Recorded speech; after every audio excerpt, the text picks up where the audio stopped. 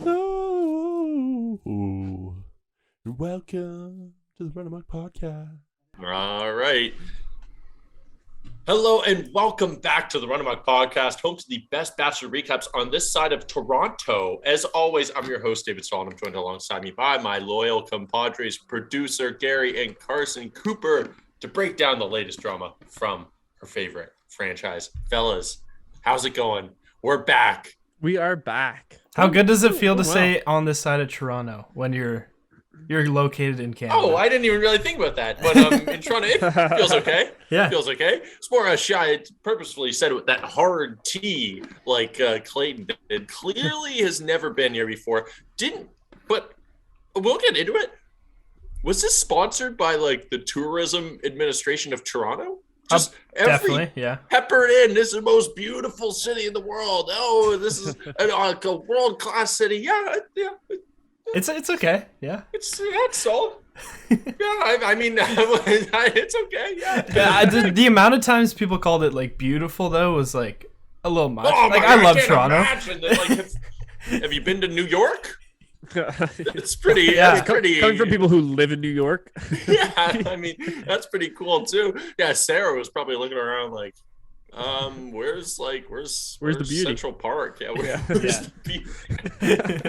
No. Toronto's lovely. All right, fellas, let's jump into it. Before we dive into our trip to Toronto, our international debut, all the Sinead drama, the one-on-ones, all that good stuff, we got to do a little bit of housekeeping. We got to ask the people to rate, review, subscribe, all that fun stuff. Share it with a friend. We want to enjoy this season with you, or we want to help you survive this season at the very least. I think that maybe is where the bar is. I think we've had to lower it a little bit. But if you want to get some extra enjoyment in this season, just tap a little friend on the shoulder, tell them about the podcast,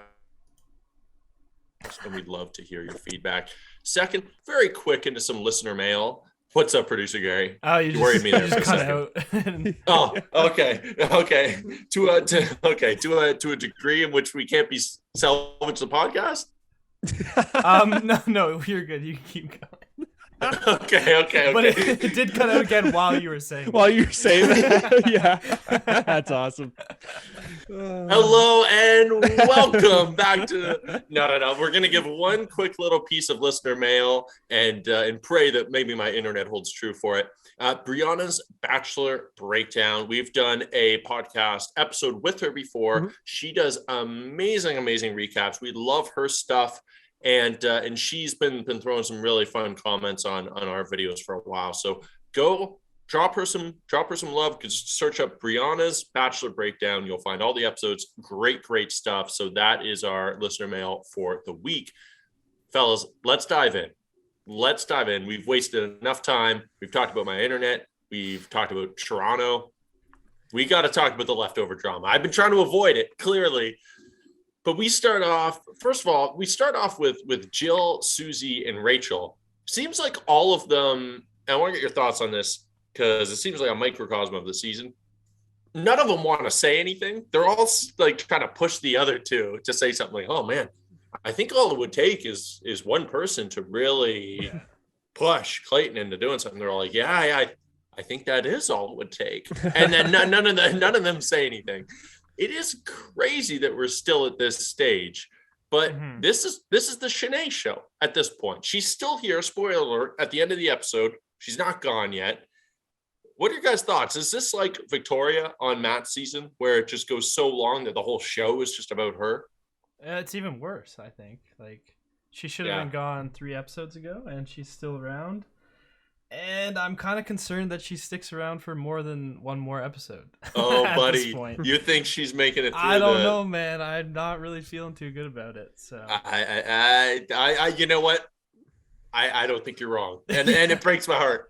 Yeah. Coop, what are you thinking? Yeah, I think she's, first of all, I think she's far worse than Victoria ever was. I think she's far more toxic, far more rude, and just like terrible to be around. And but I agree with Gary, like, and yourself, David. I think she might be around for the long haul. Like she might be around for 2 more episodes. Yeah. Dude, do you think we meet Sinead's parents? Oh God, come on. At this point, I kind of want to. I mean, like, kind of want to. Dude, we can't rule it out. Why do you want to? Just to see like what the hell? I need to see where this comes from. I need to see where this comes from. I would actually enjoy that quite much. Yeah. I think there is an honest to goodness chance that. Well, no, I don't. If I'm being honest, like she can't make top 4. I mean, we're talking. I'd go Susie, Teddy, Serene, Rachel, Gabby, and Gabby. I got 5 before her. That Marlena, I would almost even Marlena's. Marlena. Well, we love Marlena. I don't think it's going to happen just because it seemed like she was very much ready to. We can dive into that, but she talked in a deeper level, and Clayton was just like. Sounds good. Like you bumbling oaf, man. I do like him as a person, but you always kind of tease Matt James, Gary, for doing the thank you for sharing. Thanks for sharing. Dude, the thank you for sharing count, I would put my life on the fact that it's like way higher already on Clayton's season. You think so? And it was on Matt. Oh, dude, he dropped it like 15 times this episode. He drops it, but he does give genuine responses sometimes. Oh, I don't think so, man. Well, in my opinion, dude, I don't think I think he's genuine. I think he's listening and trying, but I don't think he said anything other than like, that must be really hard. That must be really heavy. It's like, I think Matt James / Matt Brown said the said the phrase James Dean said the phrase thanks for sharing more times. Like up to this point, but like Clayton's responses are very like similar in intent. Like they're very it's the same thing essentially. It's just And we do get into that. So we get a little bit of the drama left over, but we get to that again later at the rose ceremony. Let's dive into Serene's one-on-one first. A one-on-one that I'm pretty invested in because I did draft her. I felt good about the date. I will say this. I like the date itself. There's nothing wrong with a good old-fashioned roller coaster date. But let's get real for a second, fellas. You're on this date. Tell me the truth, and I'll be honest with you. Would you puke? Would you barf during this date? I'm not a big fan of roller coasters, but I think I could handle them. I don't think I'm puking. No. Yeah, I used to be petrified of roller coasters. The last time I've been on a roller coaster was in grade 10. And I actually quite enjoyed my time at Canada's Wonderland on that time. So I think I could hold it together, but like definitely not where I'm taking an intimate date. In grade 10, right? Were you the one who passed out on the teacup, like the spinning teacup? Shut up, man. Okay, no, I guess there was another. It was the pirate ship. Yeah. I was gonna say that must have been another Carson. But no, the date went fine. But I did write down like, can Clayton go deeper, and we get more and more of that throughout with Gabby as well, and Serene. It seems like, especially during the date portion of the date, it seemed like she was overtly asking him to like go deeper in the conversation, being like, aren't you wondering if there's something more like behind this smile? And then he goes like, it's just like there's more there for sure. And then he asks her what her favorite ice cream flavor is. And then that was it. And then he goes, I need more from her on the night portion.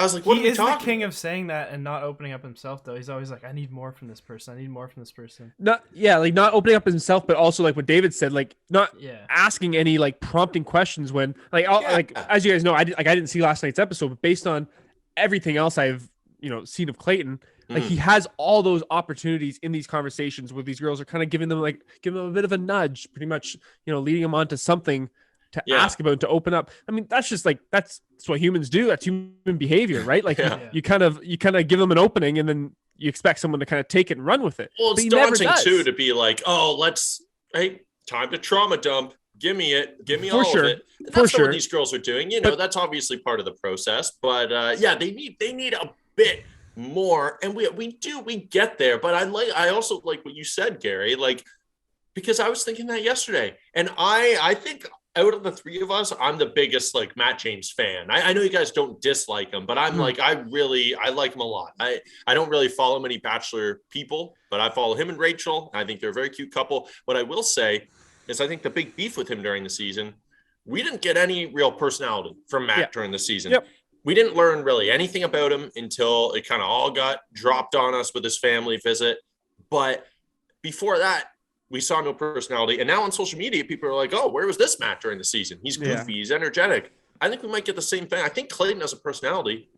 We just haven't seen any of it. And we don't really get anything with him and Serene. Yeah.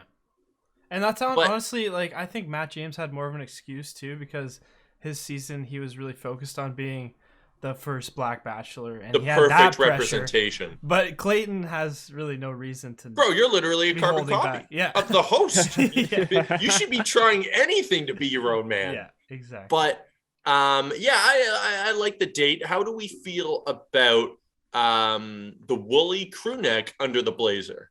I honestly didn't hate it. I didn't hate it at all. Yeah. Better than the hoodie. Coop, he had kind of a thick crew neck sweater and then the blazer. I'll take it. Like, it was a already sounds like a massive step up. We've said this before. He is a hulking dude with a great physique. Strap on that suit and tie, dude. Yeah. That's your look. Don't be afraid of it. Don't be afraid of it. Don't get too cocky, because come on, dude. Like, I don't know which end of the spectrum. I don't know if he's scared to put on the suit or thinks he's above it. Hey, man. Above the suit. Jeez, he might think he's above the suit. That leather jacket from a few weeks ago told me he was above the suit. Yeah.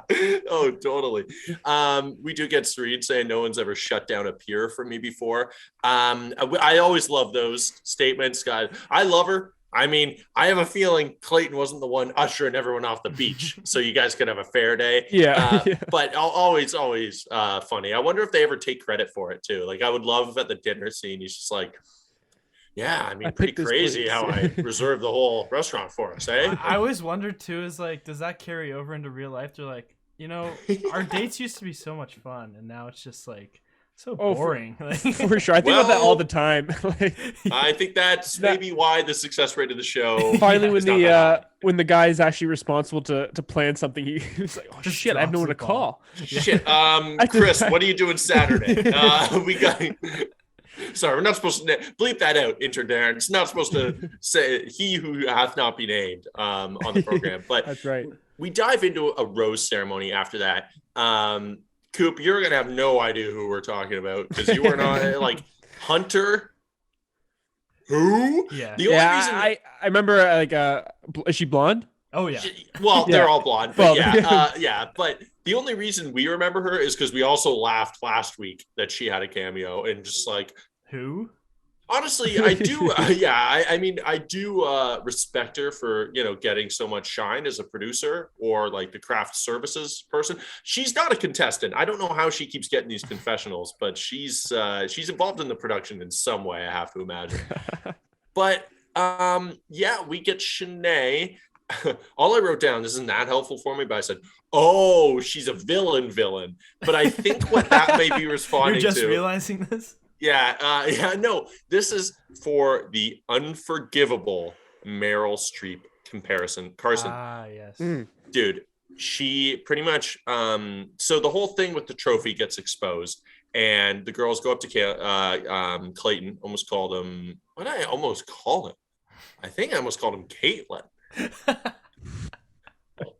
Go to Clayton.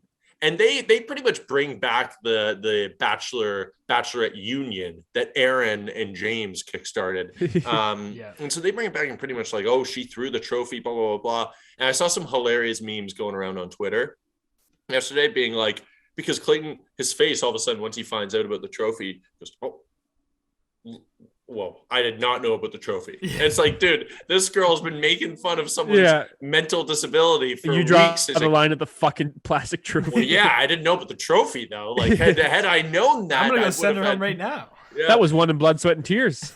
And so and I do respect the hell out of Marlena being like, we love her so much, Gary. And like, I'm sure you do too. Yeah. She has best personality. She just goes like, look, I'm an athlete. You're an athlete. We know you're supposed to know how to take an L. That is not how you take an L, which is like, okay, great. Hitting him up on like that connecting. Mm-hmm. But nothing is getting through that massive skull. He sits down Shanae and pretty much says, like, you have to apologize for this, right? Like it's an adult talking to a child. Yeah, a parent interrogating a child. Like, you're going to have to apologize to them. Like, go say you're sorry. And then like he literally like says like, "Oh, do you feel sorry about what you did?" And she's like, "Yeah, I do." It's like, what are you, 12? Like, Bro, what is this dynamic? It's an insane dynamic. And I'm wondering if, and also I will give kudos to Clayton. If people don't follow him on Twitter, they should, because he tweets far more than any other like lead I've seen in the moment. Maybe like Katie Thurston, but he is very much admitting to all of his shortcomings, which is a good start. Okay, fair enough. I still think he's a good guy. It's just he's looking like a fool throughout this whole season, which is not a good look for the lead. But the apology doesn't count after you have to tell her to give it. Exactly. Yeah. But she goes, she apologizes, she cries in front of the group. Pretty good. Like, look, I hate it. And she compares herself to Meryl Streep, because in the confessional after she apologizes to Coop, she goes, I didn't want to apologize to those bitches. Like, I hate them. Like, they're the worst, blah, blah, blah. After she just cried in front of them and said, like, how sorry she was. I was very impressed with the tears, though. I will say, like, she said she deserved an Oscar and an Emmy and a Golden Globe, but I will say it was pretty impressive. I think she was probably pretty embarrassed. I think that some of the tears were genuine enough, maybe just because it's such an embarrassing situation, but she pulled it off. I don't know. What were your thoughts on that situation, Gary? Because I don't think we've ever seen anything like that before. I think she pulled it off. I think like she definitely sold the apology, and everyone they accepted her apology. They were ready for her to move forward, and then it just cuts to her confessional immediately. She's like, "Fuck those bitches! Like, I was actually not serious. Like, Meryl Streep's here and I'm here." It's like, okay, what are we doing? What is this? But kudos to her. She not a bad job. Like, not a bad acting job at all. Yeah, I mean, fair. She's just like the worst, man. I can't. Every decision she makes is leaning more into this. It's actually unbelievable. I don't know what I think she came in. I think the end goal was just to be as famous as possible. I think not necessarily be the villain per se, because I think she's crazy enough to think that she is coming off as the protagonist in the storyline. Yeah. But I think she did come in thinking, like, I'm going to be a famous person by the end of this. Ironically, the following is not really going up that much on social media. It looks like people just universally despise her and don't really want her on their feed. But her comments are limited to like 5 people. Like 5 comments roll in, and then she cuts it off there. It's like, oh, they're yes. And you and I have been monitoring it quite closely. I check it all the time just to see. But yeah, is there any good stuff on there? Oh, dude. I mean, there's content. She's leaning into it for sure. Like, she's doing shrimp related content. She's trying hard to like be famous. It's just the issue of being the least likable, least watchable person in the world. Yeah. Now we do finish. So she makes it through to the next week. Spoiler alert. Unbelievable. But the one silver lining, hopefully you can agree with this, Gary. Thank God Jill goes home. And that's no offense to Jill. Great girl. Yeah. But this poor woman just got put through the ringer week after week. We kept saying, like, she didn't get to talk to Clayton night 1. She didn't get to talk to him night 2. Then Shanae drama. She didn't get to talk to him night 3. Yeah. And yet she keeps being dragged through week after week. It's like, I don't think we were joking last week that we don't think they've met, but I don't think they met once. And she's gone now, so they never will. Neither do I. No. And we say goodbye to Sierra as well, who I'm still wondering. She's got Mean Girl vibes. Still honestly, this episode, I was convinced that she had Mean Girl vibes, and then she got sent home, so we didn't get to. She got sent home.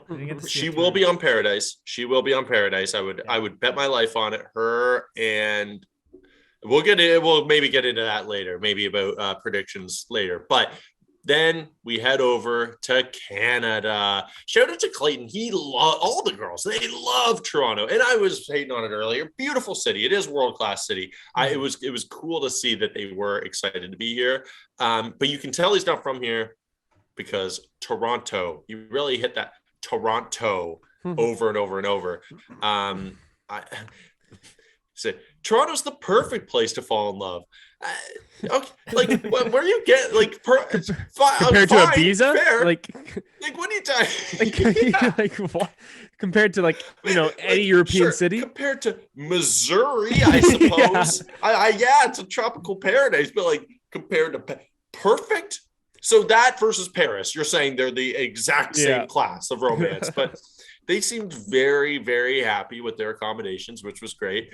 But they really do keep triggering them with the like, we're going abroad. We're going to Houston. Yeah. Okay, no, seriously though, we're going international. We're going to Toronto. No, seriously, we're going overseas to Alaska. So we'll see what they got next on the slate. But we do dive in to Gabby's one-on-one to kick us off. Coop, you're gonna love I heard this. I heard it's going well. I mean, she's the best. It went so well. I normally write it down as like Serene. How I have it like is Serene's one-on-one, rose ceremony, group date, one-on-one. Dude, I wrote down. I just realized now. I wrote down Gabby's personality because it was all Gabby's personality. It was just like, and I didn't even mean to. It's just pure stream of consciousness. She's the best, and I'm actually still really impressed, like them together. Like how she can just turn it off too. Like a lot of people I know and I've met are like that, and they can't turn it off, and that's just the goofiness. You mean? Yeah, the goofiness. Yeah, the goofy side, and she can just kind of like tone it down and be real but she's also just the best. Like and I think that's a statement on it being real, it not being forced. Because when you're kind of trying to force yourself to be the funny person, sometimes you don't know when to stop because you're not funny. But I think she's just being her, and she gets very real. First of all, Coop. So there's a dog going by, and they're petting the dog. Then the dog gets on its belly for like a belly rub. She's mid-date wearing like her nice clothes, gets down on the road and goes on her back with the dog. Like it was just I don't know. She's the best. I love that. They're playing street hockey, and Clayton says the only rule is that there's no rules. And so she picks up the ball immediately and like starts, and he goes, whoa, you can't do that. Hey, dummy, you just said there's no rules. And so that was very cute. I will say, actually, like, I think Clayton gets a lot more like, we haven't seen this goofy side of Clayton. We talk about we haven't seen his personality. I think the only time that I can see a distinct personality from Clayton is when he's been with Gabby.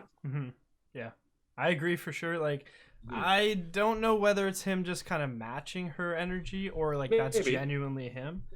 But if that's genuinely him, I'd like to see that side come out more often for sure. Like, it's tough when you're dealing with like side though. Yeah, definitely, but it's tough when you're dealing with all this like Shanae shit, right? Like, I feel like he's been on the defensive a lot of the time, and when he's with Gabby, he just kind of gets to forget about all that and just be himself. Absolutely, yeah. I actually think we've had some really good. And what I will say is, it feels a little different than Matt's season in terms of the Victoria drama. Felt like we didn't get any connections at all. Right now, I could name a few really solid connections, like. Even Teddy, she got the first impression rose, then she got the group date rose the week before, and like we kind of forgot that because that's attached to that Shanae drama. That's my biggest gripe with Shanae is not the fact that she's still around, it's the fact that she's taken away from like a great cast, like where she's literally stealing the season away from this cast. And great cast. It sucks. Yeah, they've nailed the casting. The past. Maybe just the past 2 seasons have been really good, and then Katie's cast I didn't love. But yeah, this has been a really, really strong group of guys so far, or group of girls so far, and a strong group of guys last season. Very, very entertaining to watch. And we get deep with Gabby too. Like you said, her emotional maturity is I don't know. I was very impressed with how she basically talks about she has a very complicated relationship with her mom, essentially. A little bit to maybe take a leap, a little bit emotionally abusive. And so she's gone to therapy. She talks about how she didn't think she deserved love for a long time. It felt very real, felt very powerful. Obviously, we get that with Serene as well, but just the contrast between the goofiness and the realness, I don't know. I thought it was a very real moment. Clayton looked borderline like he was about to cry during parts of it. So I really like them together. I don't know. Leaving this, where does Gabby lie in terms of your projections for her? I think she's got to go top 4. Like she has to at this. I'm a little hesitant because like these trailers are like fucking with my head with all I the know. tears and stuff. I know. But like that aside, I think she should, like, just based on past metrics, like she should be top 4 guaranteed at this point. Yeah. That's what I like to hear, fellas. Yeah. So you have Gabby. Cool. I have Gabby and Susie. Yeah. Strong picks. Yeah. Very strong. Looking to be strong. Yeah. I would say I think I got a little cocky and went with Eliza for my sleeper pick. No shot. That's, you can wipe that one. And nice enough girl. No shot. Like, let's be real. So not in any of the previews. I think we may be saying goodbye to her next week. We may have said goodbye to her this week, and I missed it. I'm gonna be honest. No. She's still kicking, but barely. And then we dive in to we're talking about classic dates like the Bachelor Bowl. There's nothing like a fucking roast date, man. Oh, baby, I love it. It's always the best awkward. when it's actually good too. And this they delivered. Dude. Oh, they brought the heat. I thought it was a great performance across the board. MVP, of course, was Marlena, who was like borderline an actual stand-up comedian. Like, very legitimately funny, great delivery. Reminded me a lot of like Tiffany Haddish in terms of the cadence and delivery. It was really, really funny. Did an awesome job. Who else did well? The Sarah and Mara stuff that was good. That was good. Heated though. Got a little heated. Was good. So I thought there was one moment that kind of almost ruined it for me. Do you know what? Do you want to guess? Walked off and was like, "Go home, you dumb bitch." yeah, it was crazy. Like verbatim, she said that. Yeah, it was so basically. Mara is the oldest in the house, and Sarah is the youngest at 23. And so Sarah made some very funny jokes about Mara's age, being a cougar, blah, blah, blah. Mara comes back with some very funny jokes about, oh, Clayton, if you end up with her and need a babysitter, let me know. I can do it. Great jokes. Awesome. Then, as she's leaving the stage, she just goes, "Get the hell out of here, you dumb bitch." Yeah. I was like, oh my God, what? What's happening? Like, you know, this was a prescribed date, right? She didn't just, clearly someone's a little sensitive. What was the response to that? We didn't really like that. We really didn't get a response because she was just kind of sitting in the audience, just. And you know, any response is just a clip from another time, right? I don't trust these producers as far as I can throw them. But it was very, very funny. Again, like, can we get a little bit of respect for Marlena? Like, she's the MVP of last group date. No group date roast. That's fine. MVP of this group date. They go to the night portion. She opens up again. It's another like great showing of her being like, I give a lot more than I get in relationships. It felt like she never had a chance at the group date. Mm-hmm. What are we doing? What are we doing, bro? Like, I want her on Paradise, or else I'm rioting. Like, I don't know. Were you as I was just kind of disappointed, a little sad. At the end of it. And she's one of my picks, so of course I'm furious. Like, I mean, we can write off Eliza, and I'm gonna be honest right now, we can write off Marlena too. Yeah, sadly, no shot. Like, but the Eliza one is kind of like, you know, she she's written off. But Marlena's putting out so hard, and she's just getting nothing in return. Well, she's just crushing it. She's crushing it. It's I mean, to be fair, it's things that, like, maybe they just don't have a connection, but I also think she's not really getting much of a shot. Like, I don't really understand how you couldn't have any connection with her. She's a beautiful woman with a great personality who's also an elite athlete. Yeah. So I don't know, but whatever. I guess he just prefers what's the word? Shanae. Maybe I'll stick with that. Maybe I'll play it safe with that. But so then we dive into and Rachel gets the group date roast. We should say that. Another very strong showing for Rachel. Also, shout out to Russell Peters. We didn't really mention him, but shout out to Russell Peters, Canadian roast master. He was funny. Yeah, big. My boss is like very into Russell Peters, to a degree in which I didn't really know anyone was still into Russell Peters that much. Yeah, a lot of name dropping of Russell Peters at the office. Of David, we went to elementary school and high school, so all three of us, with an individual who is very, very, very into Russell Peters as well.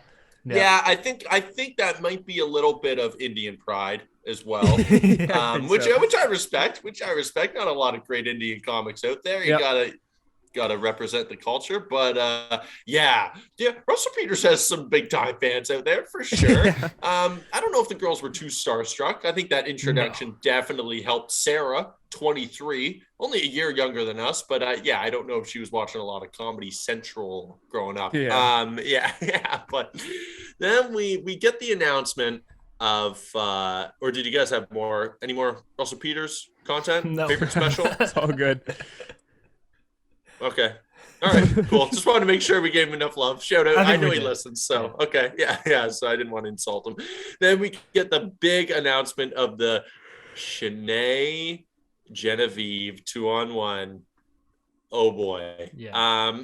Dude, like Shanae's ridiculous. Like I guess she's an attractive woman, I suppose. I bet you're in the same boat, Coop. I can't see it at all. Like, to me, there's 0% attractiveness there. I think a lot based off her personality. For sure. I think regardless of what her physical appearance would be, I think just it's so overshadowed by the personality. You could never see her for her. Can't even see her as an attractive She could be the most attractive woman on earth, and I would have no idea because like her personality. I agree. Yeah, she's definitely tainted by her personality for sure. But and then the worst part is she's so quick to make fun of other people's looks as well. Yeah. It's like, what do we do? She basically says, I don't think Genevieve would look good soaking wet, which is such a weird dig. It's very specific. It's because the 2-on-1 is going to take place at Niagara Falls. Mm-hmm. And I think the joke was like, I'm gonna push her down the falls. She makes a lot of jokes about pushing her into the river, about murdering people. Yeah, a lot of jokes. Also, if you pushed her down one of the 7 wonders of the world, I feel like her being soaking wet would be like the least of her worries. It's like, oh my god, do I still look good? Like, you're squished. That's not an issue. Dude. But also, so leading up to the 2-on-1, I don't know if you caught this, Gary. She's literally saying that she's going to script out everything. She says, "I've got my whole script ready. Yeah. I know what it's like." She says the word script into the 2-on-1 as well. Like when they actually get on the date, she's like, "I'm ready. Like I've been rehearsing my lines and like she's fully writing a script for herself at every point. Are a nut bar. This girl's off her rocker. She's off her rocker, dude. Well, she's also at the bottom of the loony bin. Yeah, Rachel's 1-on-1 gets announced as well. And everyone's like, oh yeah, like so happy for you, whatever. And then she's like, how can you possibly be happy for other people? Like, don't you guys think about yourselves? It's like, you're the worst person. You are the worst. Yeah, the worst. So we end off with that. It's not surprising at all that we don't get the 2-on-1 this episode. I think they might just go.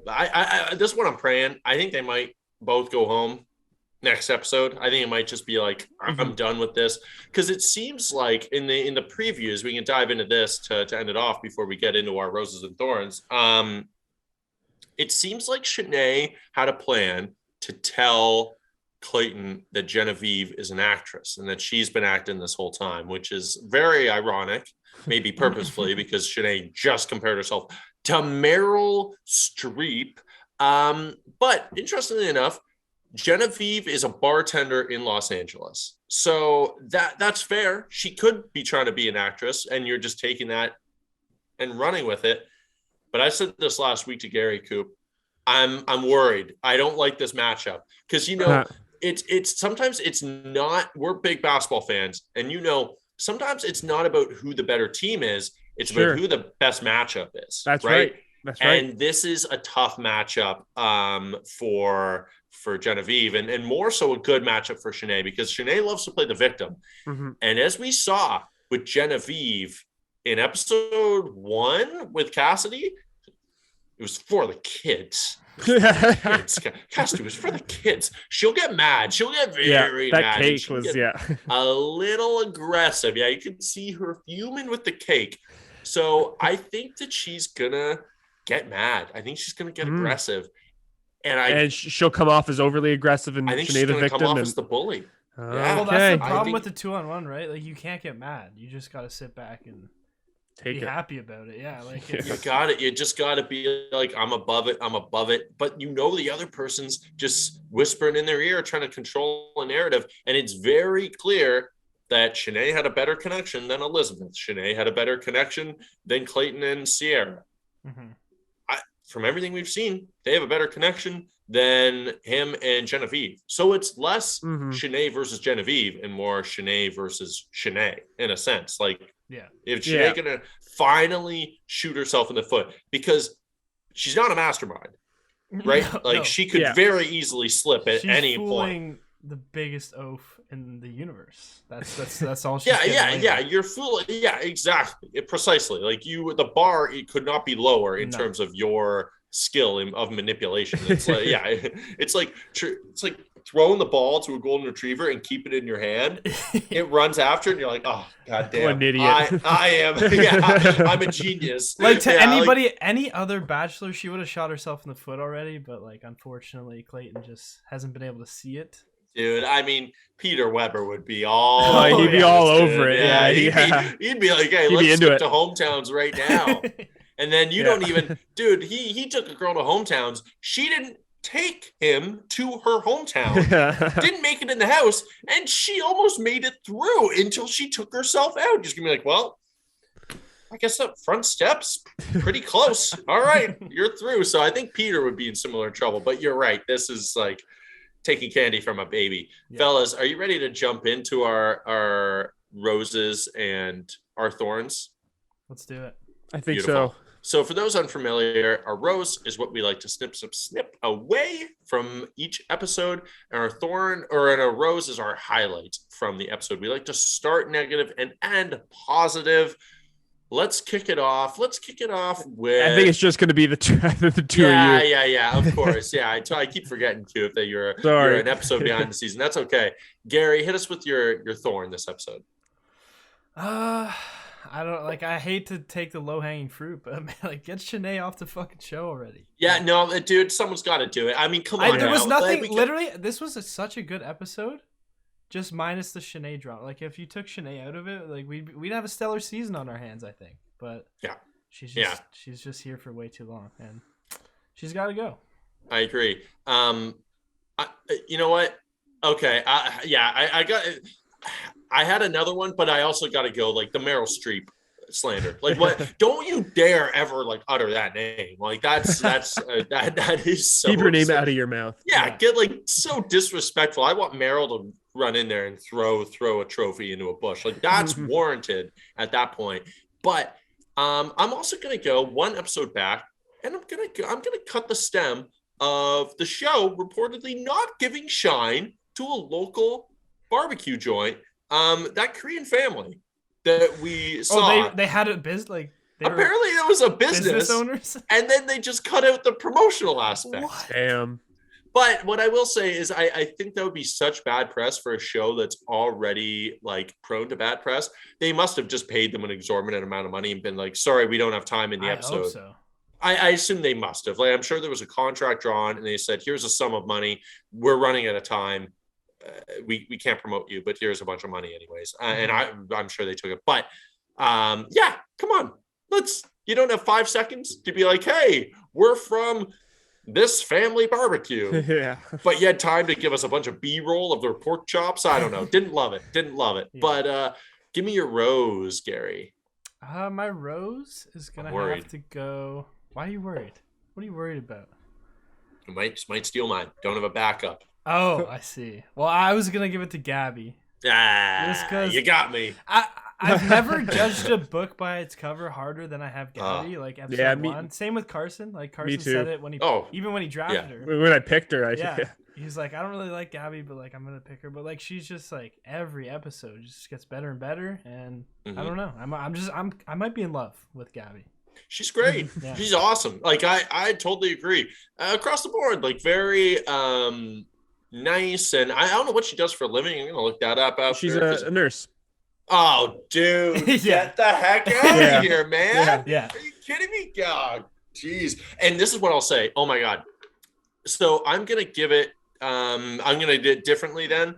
And I will give it to I'll give it to the Toronto love. We were ripping on it. Shout out to just draw. And I hate to not do a planned one, but this is a nice. We ripped on it at the beginning. No, beautiful. Give some love to the city. Loved how the girls weren't like, "Are you fucking kidding me?" I thought we were going to Spain. Like they embraced it for what it was. I thought you were gonna give a rose to just all frontline workers. And then I didn't. And then you didn't. So then...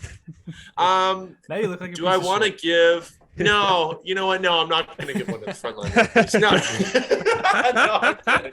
Yeah, give a million roses to the frontline workers. Yeah, there we go. Thanks, my man. But here to end us off, that's so funny. To end us off, how about this? I would absolutely love if Gabby doesn't win. I'm all in on Gabby for Bachelorette, and we're normally pretty conservative a little bit, like, because you asked me earlier, I am not one to just be like, yeah, they'd be good as Bachelor. I know a lot of, and that's fine, but that's a lot of Twitter Bachelor does, podcasts, though. If someone gets Twitter wrong, does that, and podcasts don't want to be like, no, this person's not right for Bachelor. Elizabeth, she's not a Bachelorette. No, she's not it. Oh, gotcha. I don't know her enough. She seems nice. She's obviously beautiful, but no, you don't have the personality to carry a season. I don't think. I'm willing to say, Gabby, dude. Gabby would give us what people wished Katie was, I think. Yeah, definitely. 100%. Without the, no, I just want someone funny and quirky, but with a good, strong personality and emotional depth. Like she would be, I think her season might be one of the greatest of all time. Mm-hmm. So I'm very much rooting for that. Very much rooting for that. Because I love them. I don't need another Susie or a Rachel. Yeah. Or I've seen that season before, and it's fine. But yeah, I don't know. How would you guys feel about that? I'm on board. But give it to me. I'd be all over that. That'd be awesome. Yeah. All right. So let's give a quick little at this point in the season before we log off. Give me your top four, because I think that's where it gets tough. I think a top four is tough because I think there's 5 good contestants in Shanae. Yeah. In the mix. Well, I'm not giving it to Shanae, that's for sure. So I'm gonna go Gabby, Teddy, Susie, Rachel. I think that's my top 4 right there. Teddy, Gabby, Susie, Rachel. I like that. Okay. I think I'm gonna go. I felt really good about that Sarah date. I think she's got to be in the mix too. I still like Serene. I'm gonna go with Serene just because I drafted her. I will shock you with one of these. I'm gonna go Serene. Rachel's got to be in there. Gonna go Gabby, and I'm gonna go. Oh boy, this is really tough. Now I think I'm gonna go Teddy. I'm gonna go Teddy, and I'm gonna leave Susie out. I don't know if I see it, dude. That is spicy. Yeah, I don't know if I see it. I kind of see where you're coming from, but like, it's one of those things where they had such a strong connection early, and she just kind of got pushed to the side. Yeah, I just don't. Yeah, I'm not seeing the need to like, hey, I gotta grab Susie, or hey, I gotta pull her to the side. That I see with like the Rachel, or even a Teddy. So, Coop, what are you thinking? Who's your top 4? Bit more conventional, but Rachel, Gabby, Susie, and Serene. I like it. I like it. Yeah. Yeah, keeping it classy. Group. Keep it classy. Keep it classy, guys. You guys can keep it classy by rating and reviewing, subscribing. You can keep it real classy by sharing with a friend. Oh, there's nothing classier than sharing with a friend. Thank you so much for all you've done to this point, though. If you have liked, subscribed, or commented, give us your thoughts below. Fellas, thank you so much for joining. Hopefully next week will be when we get the chance to say goodbye to Shanae, but at this point, who knows? She might be lined up for Bachelorette. We'll see. But in the meantime, just remember, Gary, a wet bird never flies at night. Thank you, and peace.